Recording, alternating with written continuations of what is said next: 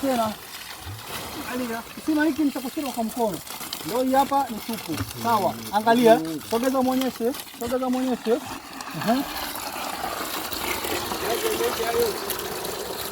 Muonyeshe maji yanavyoja kwa haraka.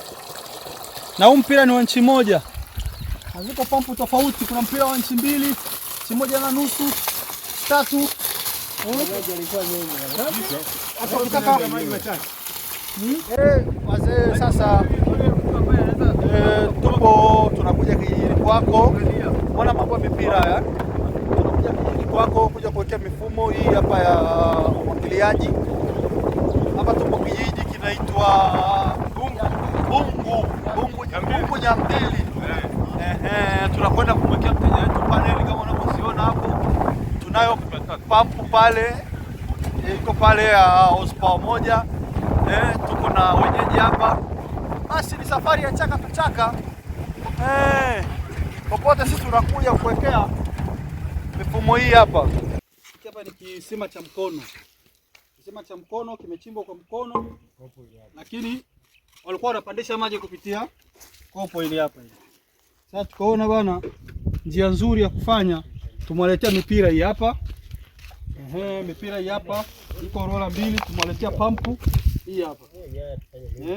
Na kwa sababu huku ni maporini, kote huku ni maporini, ni maporini mashambani huku. Huku kote hakuna umeme. Kwa hiyo tumemletea pampu ya sola kama unavyoiona. Kwa hiyo anatumia tu mwanga wa jua, pampu iko hapo horsepower 1. Hii pampu inakuja complete na control box yake. Huu hapa ni waya kwa ajili ya kutoka kwenye sola kuja kwenye control box. Huu hapa ni waya wa pampu kutoka kwenye control box kwenda kuzama mpaka kwenye kisima. Hii hapa ni kamba kwa ajili ya kuifunga hii pampu. Ukitaka kuipandisha kutoka chini kuileta juu. Kwa hiyo hapa inakuja complete na vifaa vyake kama hivi. Hizi hapa ni sola. Hapa tumempa paneli za wati 300. Tumempa paneli 4. Tumempa paneli 4. Kwa hiyo kama hivi. Kwa kama unakuwa unataka kitu kama hivi huko maporini, unaweza kuhitaji tu kupata sola, kupata pampu kama hii na mifumo ya sola kama hii. Kwa hiyo inakuwa rahisi kwako kwenye swala la umwagiliaji, hasa kama una mashamba au unataka kupunguza gharama za umeme kwenye eneo lako. Tulipokuwa tunakuja kuna tenki pia tumemletea ili hapa. Kwa hiyo tumemletea tenki kama hivi unavyoona, anaweza kujaza maji yake na akapata maji ya uhakika kabisa kwenye eneo hili. Tofali zimeshaanza kufika hizi hapa kwa ajili ya kujenga mnara wa wateja. Maji mazuri kabisa haya. Kwa tuna tenki letu hapa la lita 5 hili hapa.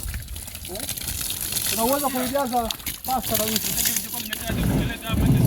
Sasa ukiweka maji huko itashuka kushinda kupandisha. Ndio shida kusogeza. Haya kwa jamani, wewe kuna nao. Haya, mbege kwenye michi yake kule. Mbege kwenye michi yake kule. Kuna maembe. Reka upande ule juu unaonekana ile.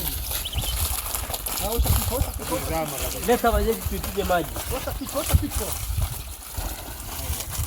Ndio kwa mwa sasa. Jamaa mimi maji yamepanda, mateso yameisha. Kwanza alikuwa mbishi unaambia kisima kina maji, anambia wewe akisima kina hata maji eti ndio siku 10 maji yote. Ndio 10. Hebu angalia ndio ngapi tangu sasa ile mnaleta maji.